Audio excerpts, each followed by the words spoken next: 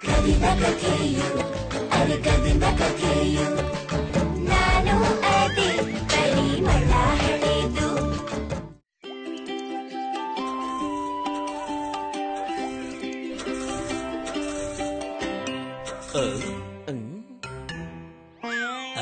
Petrol tank ಖಾಲಿ ಆಗ್ಬಿಟ್ಟೈತಲ್ಲಪ್ಪ.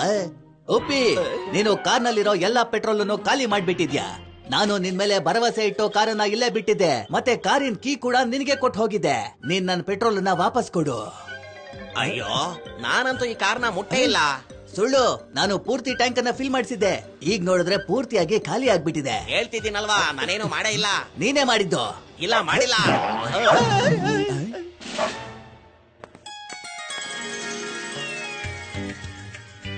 ಯಾಕೆ ನೀವಿಬ್ರು ಹೀಗ್ ಜಗಳ ಮಾಡ್ತಾ ಇದ್ದೀರಾ? ಅಮ್ಮ ನೋಡಿಮ್ಮ, ಇವನ್ ಮೇಲೆ ಭರವಸೆ ಇಟ್ಟು ನಾನು ನನ್ನ ಕಾರನ್ನ ಇವನ್ ಹತ್ರ ಬಿಟ್ಟು ಹೋಗಿದ್ದೆ. ಇವ್ನ್ ನೋಡಿದ್ರೆ ನನ್ನ ಕಾರಲ್ಲಿರೋ ಪೆಟ್ರೋಲ್ ಖಾಲಿ ಮಾಡ್ಬಿಟ್ಟಿದ್ದಾನೆ. ಅಮ್ಮ, ಇವನು ಸುಳ್ಳು ಹೇಳ್ತಾ ಇದ್ದಾನೆ.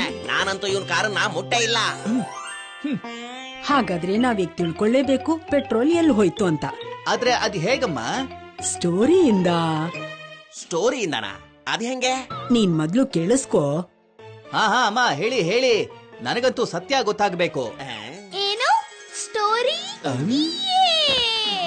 It's story time with ಸುಧಾಮ್ಮ.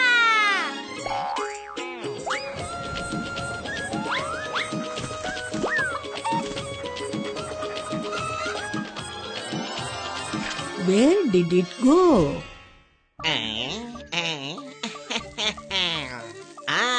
ಮಿಶ್ರಣ ಮಾಡಿ ಮುಗ್ದೋಯ್ತು. ಉಡಂಕ, ನೀನ್ ಏನ್ ಮಾಡ್ತಾ ಇದ್ಯಾ? ಅಯ್ಯೋ,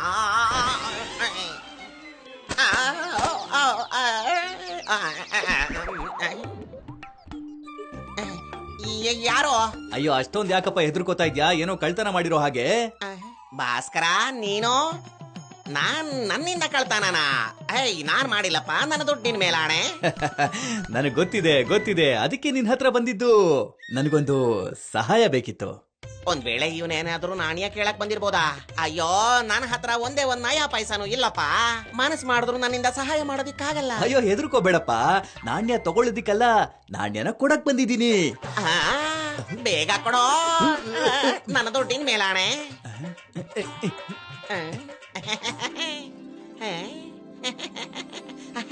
ಇರಪ್ಪ, ಇರು ಮೊದಲು ನನ್ ಮಾತನ್ ಸರಿಯಾಗಿ ಕೇಳಿಸ್ಕೋ. ಹೇಳು ಹೇಳು ಹೇಳು ಹೇಳು.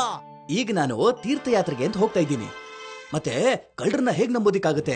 ಮನೇಲಿ ಯಾರು ಇಲ್ದಿರೋದ್ ಗೊತ್ತಾಗಿ ಮನೇನ ಲೂಟಿ ಮಾಡ್ಬಿಟ್ರೆ? ಅದಕ್ಕೆ ನಾನು ನನ್ನ ಎಲ್ಲಾ ನಾಣ್ಯಗಳನ್ನ ನಿನ್ ಹತ್ರ ಸುರಕ್ಷಿತವಾಗಿರ್ಲಿ ಅಂತ ಕೊಟ್ಟು ಹೋಗಕ್ ಬಂದೆ. ಇವನು ನನ್ನ ಹತ್ರ ಉಚಿತವಾಗಿ ಸಹಾಯ ಕೇಳಕ್ ಬಂದಿದ್ದಾನಲ್ಲ. ಆದ್ರೆ ದುಡ್ಡಿನ ವಿಷಯದಲ್ಲಿ ಅಣ್ಣ ತಮ್ಮಂದಿರ ಮಧ್ಯೆನೆ ದೊಡ್ಡ ಜಗಳ ಆಗ್ಬಿಡುತ್ತೆ. ಯಾರಿಗ್ ಗೊತ್ತು, ಯಾರು ಯಾವಾಗ ಬೇಕಾದ್ರೂ ಬದಲಾಗ್ಬೋದು. ಏನಪ್ಪ, ಅರ್ಧ ಕೆಜಿ ಬೆಲ್ಲ ಕೊಡ್ತೀಯಾ? ಬೇಗ ಅಮ್ಮನಿಗೆ ಬೆಲ್ಲ ಕೊಡೋ.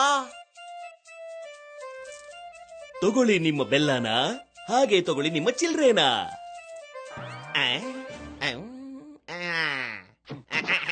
ದೊಡ್ಡವ್ರಿಗೆ ಮೋಸ ಮಾಡ್ತೀಯನಾ? ನಿನಗ್ ನಾಚಿಕೆ ಆಗಲ್ವಾ? ಅವ್ರ ಪೂರ್ತಿ ಚಿಲ್ಡ್ರೇನ ವಾಪಸ್ ಕೊಡೋ, ನನ್ನ ದುಡ್ಡಿನ ಮೇಲಾಣೆ. ಪರವಾಗಿಲ್ಲ ಕಣಪ್ಪ, ನನಗ್ ನಷ್ಟ ಆಗೋದ್ರಿಂದ ನೀನ್ ಕಾಪಾಡ್ಬಿಟ್ಟೆ. ಇದನ್ನ ನೋಡಿ ಭಾಸ್ಕರನ್ಗೆ ಉಡಂಗನ್ ಮೇಲೆ ತುಂಬಾ ನಂಬಿಕೆ ಬಂದ್ಬಿಡತ್ತೆ.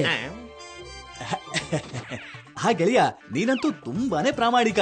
ನಾನ್ ನಿರ್ಧಾರ ಮಾಡ್ಬಿಟ್ಟೆ, ನಾನು ನನ್ನ ಎಲ್ಲಾ ನಾಣ್ಯಗಳನ್ನ ನಿನ್ ಹತ್ರನೇ ಕೊಟ್ಟು ಹೋಗ್ತೀನಿ. ಅದೇನೋ ಸರಿನಪ್ಪ, ನೀನು ಯೋಚನೆ ಮಾಡದೆ ಇಷ್ಟು ದೊಡ್ಡ ಜವಾಬ್ದಾರಿನ ನನಗ್ ವಹಿಸ್ತಾ ಇದೆಯಲ್ಲ, ಯಾಕೋ ಸರಿ ಇಲ್ಲ ಅಂತ ಅನ್ಸುತ್ತೆ. ನಾನು ನಿನಗೊಂದ್ ಸಲಹೆ ಕೊಡ್ತೀನಿ. ನಾವು ಈ ನಾಣ್ಯಗಳನ್ನ ಎಲ್ಲಾದ್ರೂ ಬಚ್ಚಿಟ್ಬಿಡೋಣ, ನನ್ನ ದುಡ್ಡಿನ ಮೇಲಾಣೆ. ಬಚ್ಚಿಡೋದು ಅಂದ್ರೆ ಅದು ಸುರಕ್ಷಿತವಾದ ಜಾಗ, ಯಾರಿಗೂ ಗೊತ್ತಿಲ್ಲದೆ ಇರೋದು, ನಿನಗ್ ಮಾತ್ರ ಗೊತ್ತಿರೋದು. ನೀನು ಹಿಂತಿರುಗ್ ಬಂದ್ಮೇಲೆ ನಿನ್ ದುಡ್ಡು ವಾಪಸ್ ತಗೊಂಡು ಹೋಗ್ಬೋದು, ನನ್ನ ದುಡ್ಡಿನ ಮೇಲಾಣೆ. ಅದೇನೋ ಸರಿ, ಆದ್ರೆ ಬಚ್ಚಿಡು ಎಲ್ಲಿ ಬಚ್ಚಿಡೋದು? ನನಗೆ ಒಂದ್ ಜಾಗ ಗೊತ್ತಿದೆ. ಅಲ್ಲಿ ಮನುಷ್ಯರು ಮಾತ್ರ ಅಲ್ಲ, ಪ್ರಾಣಿಗಳು ಕೂಡ ಹೋಗೋದಿಕ್ ಸಾಧ್ಯ ಇಲ್ಲ. ನಡಿ ಹೋಗೋಣ. ಇದೆ ನೋಡು ಆ ಜಾಗ. ತಗೋ, ಯಾವ್ದಾದ್ರು ಮರದ ಕೆಳಗಡೆ ನಿನ್ ಹಣನ ಬಚ್ಚಿಡು ಹೋಗು. ನಾನು ಇಲ್ಲೇ ನಿಂತಿರ್ತೀನಿ. ಯಾಕೆ ಅಂದ್ರೆ ನೀನ್ ಬಚ್ಚಿಡೋ ಹಣ ನನ್ಗೂ ಕೂಡ ಗೊತ್ತಾಗ್ಬಾರ್ದು ಅಲ್ವಾ? ಸರಿ, ನೀನ್ ಹೇಳ್ದಾಗೆ ಆಗ್ಲಿ ಮಿತ್ರ.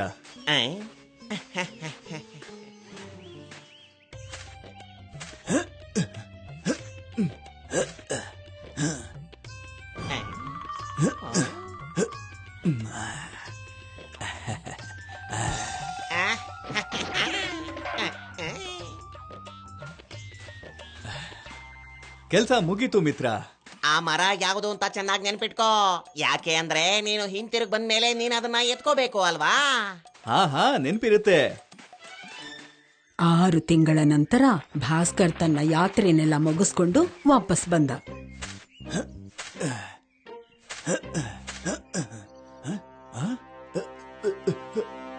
ನನ್ನ ನಾಣ್ಯಗಳು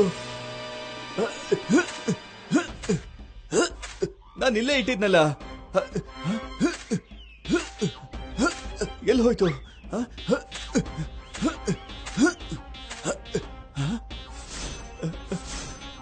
ಖಂಡಿತ ಉಡಂಕನೆ ತಗೊಂಡಿರ್ತಾನೆ. ಈ ಜಾಗದ ಬಗ್ಗೆ ಅವನಿಗೆ ಮಾತ್ರ ಗೊತ್ತಿತ್ತು. ಉಡಂಕ, ಅಲ್ಲಿ ನಾಣ್ಯಗಳೇ ಇಲ್ಲ.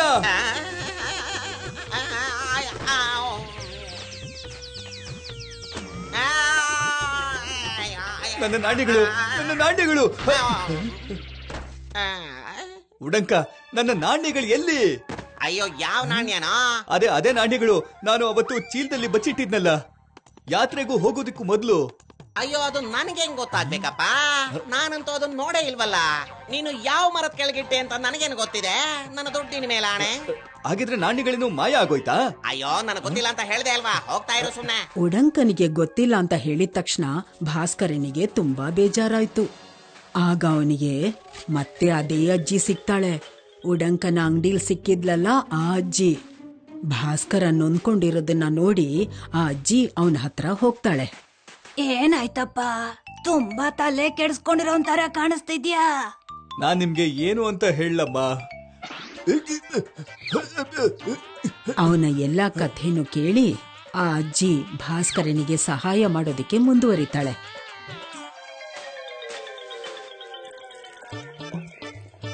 ಏನಪ್ಪ, ಒಂದ್ ನಿಮಿಷ ನನ್ ಮಾತ್ ಕೇಳು.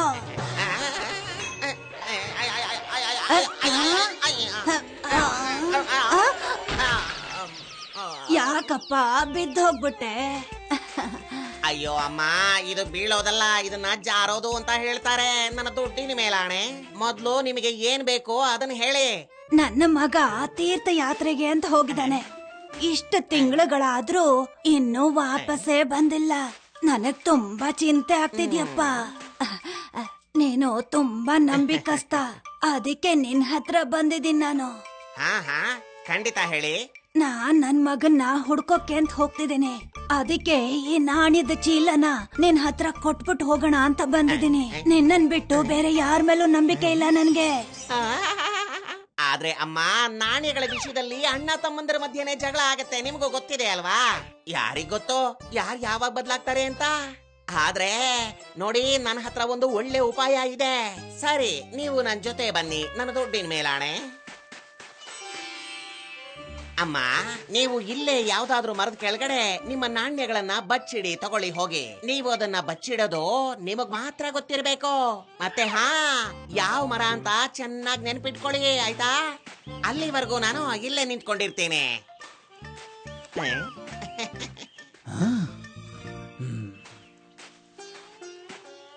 ಅಮ್ಮ ಹೋದ್ಮೇಲೆ ಆ ನಾಣ್ಯಗಳೆಲ್ಲ ನಂದಾಗ್ಬಿಡುತ್ತೆ, ನನ್ನ ದುಡ್ಡಿನ ಮೇಲಾಣೆ. ವಾವ್ ಡಂಕ, ಏನ್ ತಲೆನೋ ನಿಂದು?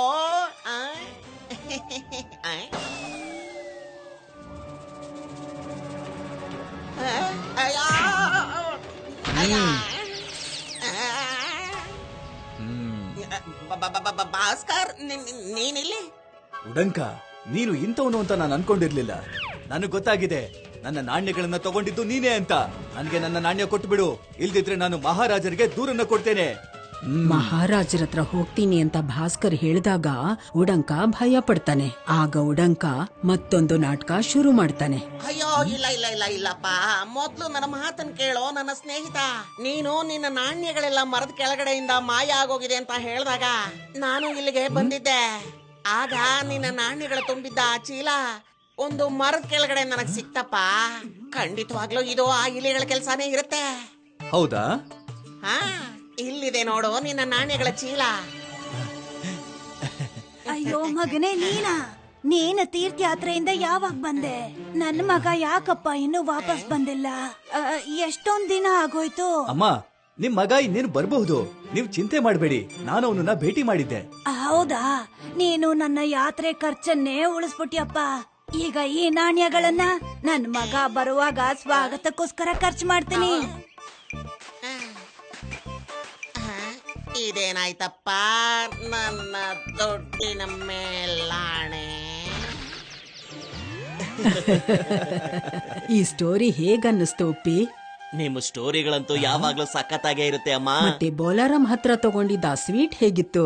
ಅದು ಕೂಡ ನಿಮ್ಮ ಸ್ಟೋರಿ ತರಾನೇ ತುಂಬಾ ಸಖತ್ತಾಗಿತ್ತು ಅಮ್ಮ. ನನಗಂತೂ ತುಂಬಾ ಮಜಾ ಬಂತು. ಅಯ್ಯೋ, ನಿಮ್ಗೆ ಗೊತ್ತಾಗೋಯ್ತು? ಡಸ್ಟ್ಬಿನ್ ಅಲ್ಲಿ ಬಿದ್ದಿರೋ ಆ ಖಾಲಿ ಡಬ್ಬಗಳಿಂದ ಗೊತ್ತಾಯ್ತು ಉಪ್ಪಿ. ಇದ ವಿಷಯ. ನನ್ ಕಾರನ್ ತಗೊಂಡು ಪೇಟೆಯಲ್ಲಿರೋ ಬೋಲಾರಾಮ್ ಅಂಗಡಿಗೆ ಹೋಗಿ ಸ್ವೀಟ್ ತಗೊಂಡ್ಯಾ? ನಿನ್ನ ಸ್ವೀಟ್ ತಿನ್ನೋ ಆಸೆಗೆ ಕಾರಲ್ಲಿದ್ದಂತ ಎಲ್ಲ ಪೆಟ್ರೋಲು ಖಾಲಿ ಆಗೋಯ್ತು. ಅಯ್ಯೋ ಬಾಲ, ನಾನು ನಿನ್ಗೋಸ್ಕರ ಸ್ವೀಟ್ ತರೋಣ ಅಂತ ಹೋಗಿದ್ದೆ. ಮತ್ತೆ ಅಮ್ಮ, ನಾನೀಗ ಕಾರ್ಗೆ ಪೆಟ್ರೋಲ್ ಹಾಕ್ಸೋಣ ಅಂತಾನೆ ಹೋಗ್ತಿದ್ದೆ. ಆದ್ರೆ ಅಷ್ಟ್ರಲ್ಲಿ ಇವ್ನು ಬಂದ್ಬಿಟ್ಟ ನೋಡಿ. ನಾನು ಪೆಟ್ರೋಲ್ ನ ತುಂಬಿಸ್ಕೊಡ್ತೀನಿ, ಅದಕ್ಕಿಂತ ಮುಂಚೆ ನೀನು ಮೊದ್ಲು ಈ ಸಿಹಿ ತಿಂದು ಬಾಯಿನ ಸಿಹಿ ಮಾಡ್ಕೋ.